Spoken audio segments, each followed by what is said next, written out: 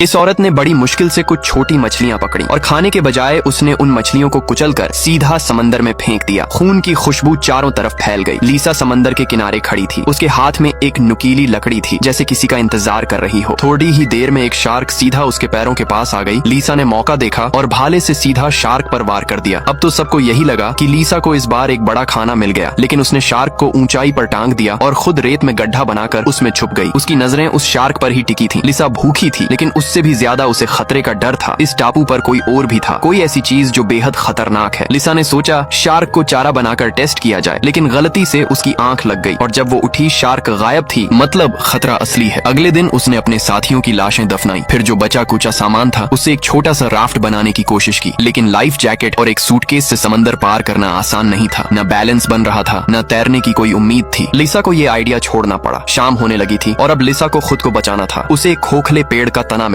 वो उसमें घुस गई, पर आधी रात को उसके आसपास अजीब आवाजें गूंजने लगीं। फिर अचानक पेड़ का तना जोर जोर से हिलने लगा। लिसा बिल्कुल शांत रही। उसे पता था अगर वो जरा भी हिली तो शायद वो बच नहीं पाएगी। उस रात उसने इसी तरह खुद को रोके रखा, लेकिन अगली सुबह तक उसका छुपने का ठिकाना टूट चुका था। अब उसे एक नई जगह चाहिए थी और एक हथियार भी। तभी उसने दूर समंदर में एक बॉडी तैरती देखी। वो वही साथी था जिसे उसने खुद दफनाया था, लेकिन अब उसका नीचे का हिस्सा गायब था, जैसे काटने के निशान थे। उसे लग रहा था कि इस काम के पीछे वही दरिंदा है। एलिसा ने फिर वही तरीका अपनाया। उस बॉडी को ऊंचाई पर टांगा और खुद रेत में छुप गई। रात होते ही वो दरिंदा फिर से आया और बॉडी का बाकी हिस्सा भी खा गया। अब लीसा को दो बातें समझ आ गईं। पहली, वो दरिंदा सिर्फ रात को बाहर आता है। दूसरी, वो समंदर में रहता है और पेड़ पर चढ़ नहीं सकता। अब लीसा ने फैसला किया, हर शाम सूरज ढलने से पहले टेंट ऊंचाई पर लगाया जाएगा। जब टेंट बनकर तैयार हुआ, लीसा को थोड़ी राहत मिली, लेकिन उसने एक बात नहीं सोची थी। वो दरिंदा न सिर्फ पानी में तेज था, बल्कि उसकी सूंघने की ताकत भी कमाल की थी। और उस रात वो पागल हो चुका था। वो सीधा लीसा की तरफ बढ़ रहा था।